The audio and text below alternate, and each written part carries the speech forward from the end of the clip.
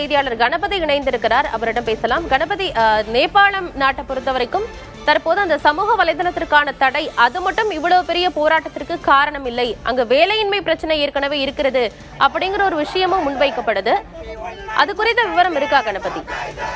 நிச்சயமாக பேராசிரியர் ஜெகநாதன் தெரிவித்தது போல சமூக வலைத்தளங்களுக்கு தடை என்பது ஒரு ட்ரிகர், அப்படித்தான் தற்போதைய சூழல் இருக்கிறது.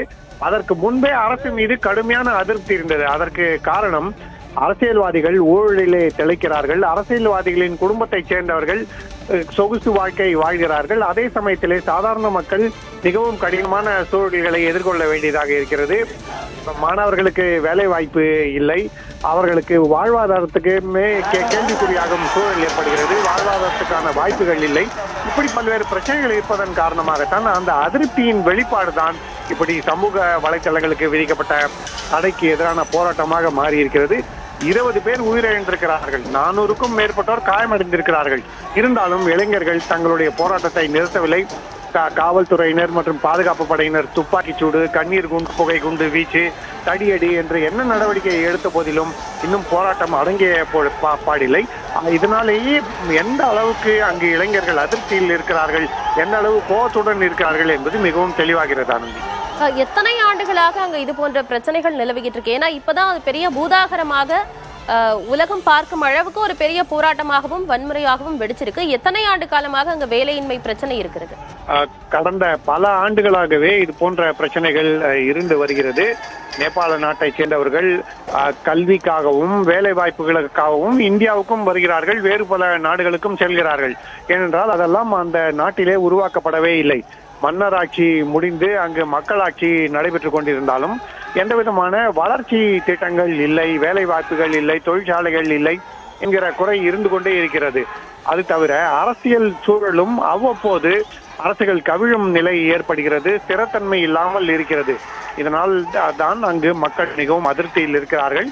அரசுகள் மக்களுக்கு எதுவுமே செய்யவில்லை. தங்களுடைய ஊழல் மூலமாக நாட்டை அவர்கள் சேதப்படுத்திக் கொண்டிருக்கிறார்கள். அரசியல்வாதிகளின் குடும்பங்கள் மட்டுமே சொகுசு வாழ்க்கை வாழ்ந்து கொண்டிருக்கின்றார்கள் என்ற குற்றச்சாட்டு, குறை மக்கள் மனதிலே இருக்கிறது. ஆகவேதான் இந்த போராட்டம் வெடித்திருக்கிறது. பேராசிரியர் ஜெகநாதன் சொன்னது போல கொரோனாவுக்கு பிறகு இந்த பிரச்சனைகள் மிகவும் அதிகமாகிவிட்டன. அதனால் தான் தற்போது சாலைகளிலே இந்த அளவுக்கு வன்முறை வெடித்துள்ளது. ஏற்கனவே நமது இன்னொரு அண்டை நாடான வங்கதேசத்திலையும் இது போன்ற பெரிய போராட்டம், பெரிய வன்முறைகள் நடந்தது. அதன் பிறகு நிறைய மாற்றங்கள் அந்த நாட்டில் நடந்தது, அதையும் பார்த்தோம். இப்போ மற்றொரு அண்டை நாடான நேபாளத்திலும் இதே போன்ற ஒரு நிலை இருக்கு. அங்க அரசியல் ரீதியாக அடுத்த கட்ட நடவடிக்கைகளோ இல்ல அடுத்த கட்ட நகர்வுகளோ எப்படி இருக்கும்னு எதிர்பார்க்கப்படுது கணபதி? நிச்சயமா நீங்கள் சொன்னது போல வங்கதேசத்திலே அரசு கவிழ்ந்தது, அங்கு நடந்த போராட்டங்கள் எல்லாம் நமக்கு நன்றாக தெரியும். அதற்கு முன்னதாக இலங்கையிலும் கொரோனாவுக்கு பிறகு எந்த அளவுக்கு பிரச்சனைகள் ஏற்பட்டன, எப்படி அரசுகள் கவிழ்ந்தன, இடைக்கால அரசு பொறுப்பேற்க நேர்ந்தது போன்ற பல்வேறு விஷயங்கள் இருந்தன.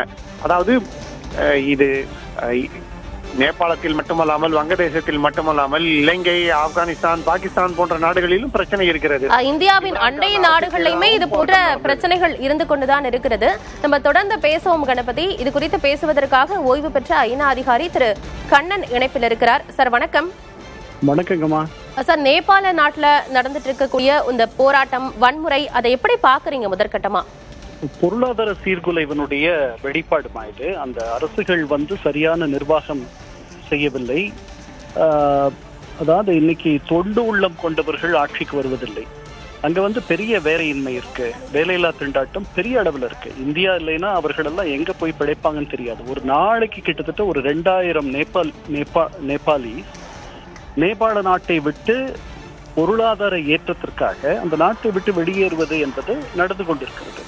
தமிழ்நாட்டில் மட்டுமே 4 லட்சம் நேபாளிகள் வேலை பார்க்கிறார்கள். இதுதான் அந்த நாட்டினுடைய நிலைமை. ஒரு 3,28,000,000 3 கோடி மக்கள் இருக்கக்கூடிய அந்த நாட்டில் ஏகப்பட்ட வறுமை. அதை இதுவரை மன்னராட்சியும் சரி, அதற்கு பின்பு வந்த குடியாட்சிகளும் சரி அதை தீர்க்காததனால் அதனுடைய வெளிப்பாடு தான் இது. ஐநா அதிகாரியாகவும் இருந்திருக்கிறீங்க. ஸோ பல நாடுகளை பற்றின கூடுதல் விவரங்களுமே உங்களுக்கு நிச்சயமாக தெரிஞ்சிருக்கும், பல வரலாறுகளையுமே தெரிஞ்சிருக்கும்.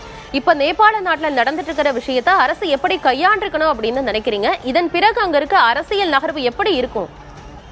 இல்ல இப்ப வந்து ஒரு ஸ்திரமற்ற நிலைமை அங்க இருக்கு.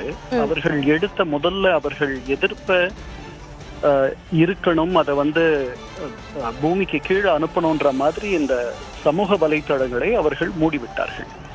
அது வந்து எதிர்பாராத விளைவுகளை ஏற்படுத்திருச்சு. இப்ப பாருங்க, நேற்று வரைக்குமே கிட்டத்தட்ட 20 பேர் இறந்து போயிட்டாங்க. அந்த அரசு வந்து அதை கையாள முடியவில்லை. இப்ப திருப்பி சமூக வலைத்தளங்களை திறந்து விட்டு விட்டார்கள். ஸோ இந்த அரசு வந்து ஒரு முறையாக ஆட்சி செய்ய வேண்டும். ஆட்சிக்கு வருபவர்கள் அவர்கள் நாட்டு மக்களுக்காக உழைக்க வேண்டும் என்ற எண்ணத்திற்காக ஆட்சிக்கு வருவது என்பது சமீப காலங்கள், இந்த 2-3 தலைமுறைகளும் இதெல்லாம் குறைஞ்சு போயிட்டு இருக்கு. அதுதான் பிரச்சனை.